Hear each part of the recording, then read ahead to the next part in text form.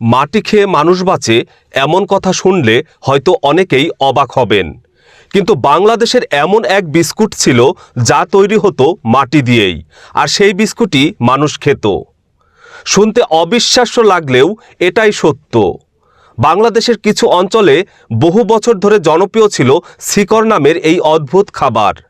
আজকে জানাবো কি এই মাটির বিস্কুট, কেন মানুষ মাটির বিস্কুট খেত, আর কেন আজ হারিয়ে যাচ্ছে শত বছরের এই ঐতিহ্য।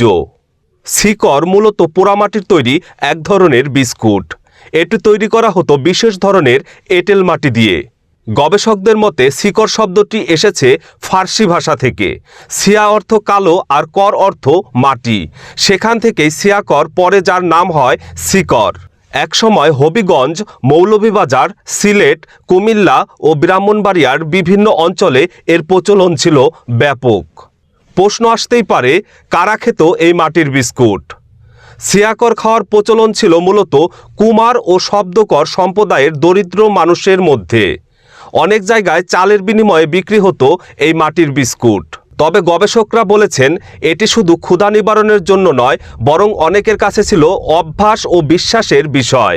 অনেক মানুষ মনে করতেন শিকরে থাকা খনিজ উপাদান শরীরের জন্য উপকারী, বিশেষ করে রক্ত স্বল্পতা দূর করতে এটি সাহায্য করে, এমন ধারণাও ছিল সমাজে। তবে প্রশ্ন, কিভাবে তৈরি হয় এই মাটির বিস্কুট? আপনি ইচ্ছা করলেই যে কোনো মাটি দিয়ে তৈরি করতে পারবেন না এই শিকর। এর জন্য প্রয়োজন বিশেষ ধরনের পাহাড়ি এঁটেল মাটি। মৌলভীবাজারের কমলগঞ্জ উপজেলার পাহাড় বা নদীর তলদেশ থেকে সংগ্রহ করা হয় সেই মাটি। প্রথমে বড় গর্ত খুঁড়ে তলদেশ থেকে মিহি মাটি তোলা হয়, তারপর সারা রাত পানিতে ভিজিয়ে নরম করা হয়।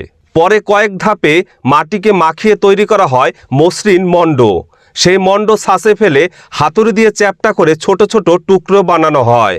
সবশেষে বিশেষ উনুনে পোড়ানো হয়, আর তখনই তৈরি হয় মাটির বিস্কুট শিকর। একসময় গ্রামীণ জীবনের পরিচিত দৃশ্য ছিল শিকর। আজ আধুনিকতার ভিড়ে হারিয়ে যেতে বসেছে সেই সংস্কৃতি। দারিদ্র্য কমেছে, মানুষের খাদ্যাভ্যাস বদলেছে, বেড়েছে স্বাস্থ্য সচেতনতা। তাই ধীরে ধীরে কমেছে মাটির বিস্কুটের চাহিদা।